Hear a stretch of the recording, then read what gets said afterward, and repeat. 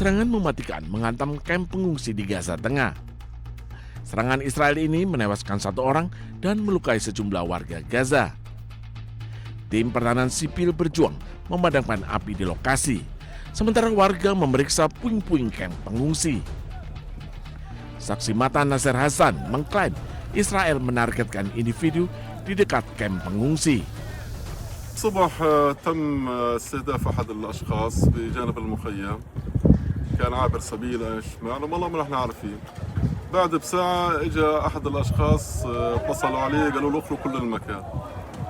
قبل ساعة كما ترى وتشاهد تم قصف المكان المستهدف وتم تدمير المخيم بالكامل. هذا المخيم يعود لعائلة واحدة تقريبا حوالي 100 نفر وشيء، وهم كلهم متشتتين ومرميين في الشوارع. ولا حول ولا قوة إلا بالله. Serangan ini bukan pertama kalinya terjadi meski gencatan senjata telah tercapai.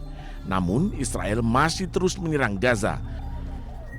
Warga Gaza pun sudah terbiasa hadapi teror Israel. Bahkan mereka mengaku hatinya sudah mati. هنا في البراكس العشرين براكس حذروا المنطقة أول ضربة ضربوها صار في شهيد يعني طبعا بس عفناهم 100% وبعد هيك حذروا المكان وزي ما أنت شايف يعني حذروا المكان وطلعوا الناس عادي يعني عادي قلوبنا ماتت قلوبنا احنا بالنسبة احنا عايشين بلا إحساس وبلا روح يعني كل يوم بنواجه الأشياء هذه يعني وين ما كان حنواجه الأشياء هذه احنا بالنسبة لنا خلصنا. Media Palestina melaporkan bahwa serangan Israel di Azawaida dan kamp Nusairat di dekatnya menewaskan seorang anak dan melukai 7 lainnya.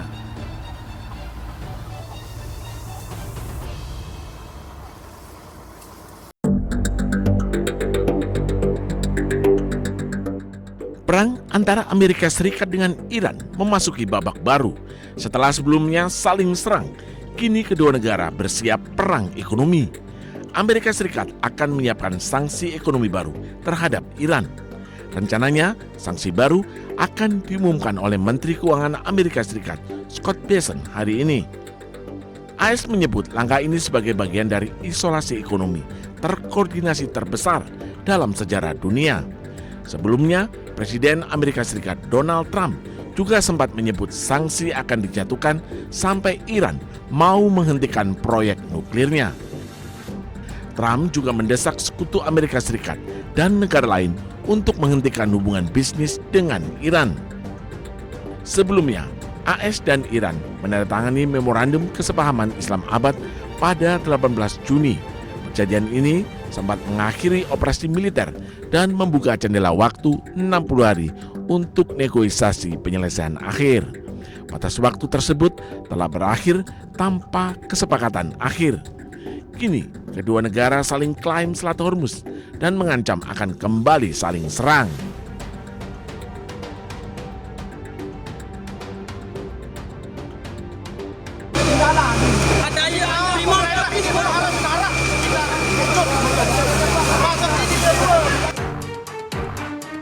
Penyebab kebakaran di Kampung Adat Sade, Desa Rambitan, Kecamatan Pujut, Kabupaten Lombok Tengah hingga kini belum bisa dipastikan. Aparat kepolisian telah lakukan olah TKP di salah satu rumah yang diduga menjadi titik api muncul. Namun polisi masih belum memastikan penyebab kebakaran dan masih menunggu hasil dari identifikasi. Hari ini langsung kita melaksanakan olah TKP, yaitu dari Polda gabung sama Polresta. Lagi sedang dilaksanakan tadi di atas. Akan kita polisikan di atas. Sudah ada hasil gitu? Untuk sementara belum ada. Kita menunggu. Dan juga kami juga minta permohonan bantuan dari lapor dari Bali. Nanti sudah kita minta ke Bali nanti untuk Untuk mempercepat hasil identifikasi, Polda NTB berkoordinasi dengan tim kepolisian dari Bali untuk memastikan penyebab pasti kebakaran terjadi di Dusun Sade ini. Dari Lombok Tengah, Emma Widiawati, iNews melaporkan.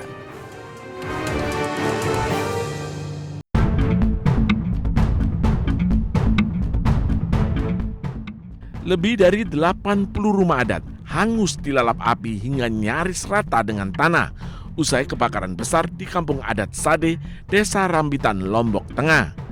Di tengah puing, sejumlah warga mengais barang perabotan serta benda berharga yang masih bisa diselamatkan. Kebakaran ini berdampak pada ratusan kepala keluarga. Terpaksa mereka mengungsi ke rumah sanak keluarga. Dan 300 lebih pelaku wisata di kampung adat ini harus kehilangan mata pencahariannya. Sementara itu, posko darurat juga sudah dibangun untuk membantu logistik, kesehatan, dan juga pembuatan dapur umum. Petugas juga masih melakukan pendataan untuk memastikan jumlah pasti korban terdampak. Pak, korban jiwa nggak ada ya? Alhamdulillah nggak ada. Berarti ini semua yang ratusan rumah di sini hangus semua? Ya? Hangus semua. Nggak ada yang tersisa. Termasuk barang-barang? Barang-barang nggak ada yang tersisa. Kain-kain juga? Kain-kain itu habis semua. Ya. Nggak ada yang terselamatkan? Nggak ada. Jumlah rumah di sini berapa? 150 kan. Berapa kakaknya? 700 orang. 700 orang. Kebakaran besar melanda desa adat Sade, Lombok Tengah Sabtu malam lalu. Menurut warga, api pertama kali terlihat dari tengah-tengah permukiman, lalu dengan cepat merambat ke rumah lainnya. Sementara penyebab kebakaran masih belum dipastikan, namun diduga karena ada arus pendek listrik. Dari Lombok Tengah, Nusa Tenggara Barat, Emma Widiawati, iNews melaporkan.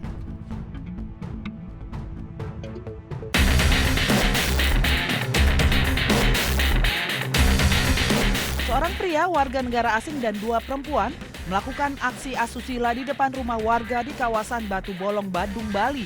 Dari rekaman video pengawas terjadi aktivitas negosiasi, di mana pria asing tampak mengeluarkan sejumlah uang dari dompetnya sebelum aksi tidak terpuji ini dilakukan. Video ini diviralkan oleh pemilik rumah karena geram atas aksi tersebut dan ingin memberikan efek jera kepada para pelaku. Dan kami sudah koordinasi juga dengan Kasat Reskrim untuk membantu biar terungkap. Untuk full bucket juga sudah kami laksanakan, semoga cepat terungkap.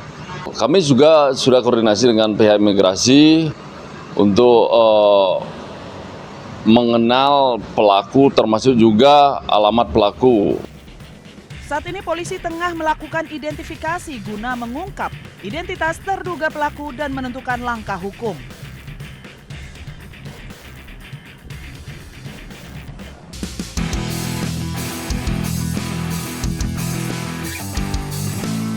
Seorang warga negara asing asal Inggris tewas diduga dianiaya sejumlah WNA di sebuah kafe di Legian, Badung, Bali.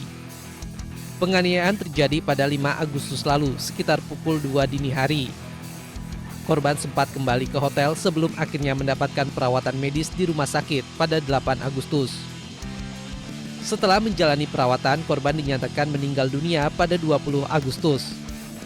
Dari hasil pendalaman awal serta pemeriksaan CCTV, polisi menemukan indikasi pengeroyokan yang diduga dilakukan 4 warga negara asing asal Australia. Namun berdasarkan data keimigrasian, keempat pelaku sudah pergi ke Australia pada 6 Agustus lalu. Hasil pendalaman awal ya, terdapat 4 orang ya yang diduga. Terdapat 4 orang yang diduga yang berkaitan dengan peristiwa tindak pidana tersebut, yang sebelumnya tercatat telah meninggalkan wilayah Indonesia setelah kejadian tersebut. Jadi keempat yang terduga itu terbang menuju ke Avalon Fix, Australia. Polresta Denpasar masih mendalami penyebab pasti kematian korban serta berkoordinasi dengan dokter forensik dan pihak rumah sakit serta konsulat.